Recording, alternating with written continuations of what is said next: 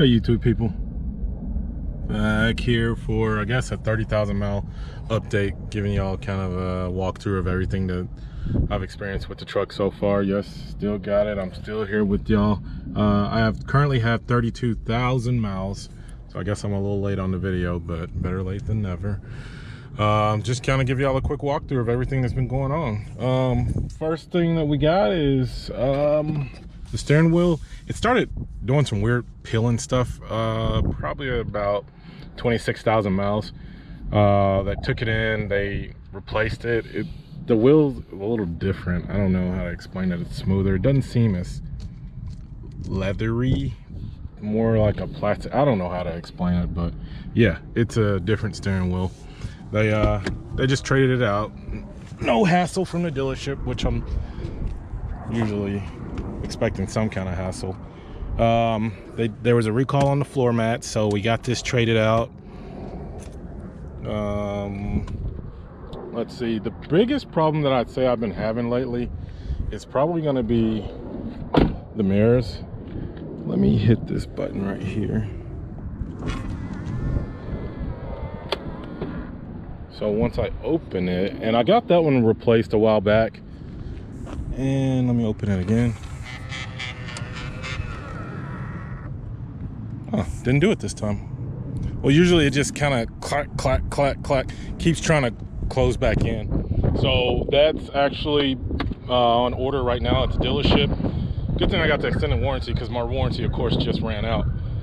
So my battery died here last week. Got that replaced.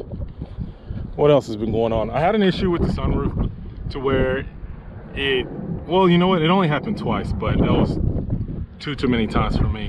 Where I would try and close it and it come here and it stop and it go back without me doing anything. So I took that in, they re-greased some stuff up. Haven't had any issues with that since. And then what has just been brought to my attention is apparently this is cracked. That is not supposed to be like that. That's cracked too.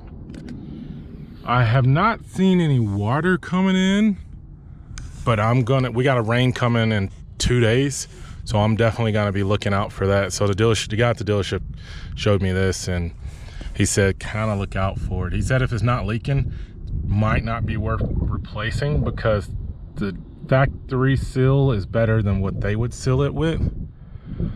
So I'm gonna keep my eyes out for this. And this is kind of screwy on Ram's part, FCA, because every time I open a forum or in Facebook, Ram 1500, whatever, someone's saying how this is leaking. And at the dealership, they're like, there's not much we can do about it unless they come out with a recall or some sort, bulletin. And I don't know why they haven't done it yet, because this is the issue that I see every other post is about this. So Ram FCA needs to get it together and get this fixed for everybody that's dealing with this, because this is a big issue apparently. I hope I don't start leaking. I can probably deal with the crack. No, I can't, but it's probably better than water pouring through here. I had that issue on an old GMC Acadia, and I ended up having to file a lawsuit with GMC. And then yeah, I don't want to go through all that though. Eventually we got it figured out though. So yeah, those are some of the things that I've had. I really haven't had too many issues, man. I got to tell you, I'm really happy with it. This is the longest vehicle I've probably ever had. I've had this since May of 2018. So really no complaints there. One of the things with my bed cover, which just really isn't truck related, but I had it halfway open and I had a power washer sitting in here. Well, what happened was I forgot to secure it, because you can fold it back here and secure it, or obviously it has to stay open, but I left it just folded back one. I got on the freeway with the power washer sticking up like this, and the bed cover slammed on the power washer and it just bent. You can probably see right there where it bent, and it bent down there. I tried to bend it back best as I could, but ever since then I've had a little leak coming in. So I don't know if I want to put some kind of sealant on it, but right now I do have a small leak since it bent. I called the company. They said basically I just have to buy a new one. They can't do anything for that.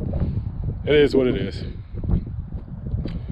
What else we got going on? Power steps have been good. I haven't had any issues with those. I did have a seat issue where this thing kept popping off right here. I don't know, I think eventually they just sealed it with something, some kind of adhesive that was really stinky for a while. But other than that, I really can't think of any major issues that I had. I drive it 2 to 3 times a week. Other than that, it stays in the driveway or in the garage. I haven't had any issues with my screen, besides when I replaced the battery, the screen was kind of not usable for a few hours, but I just let that sit and everything came back to factory.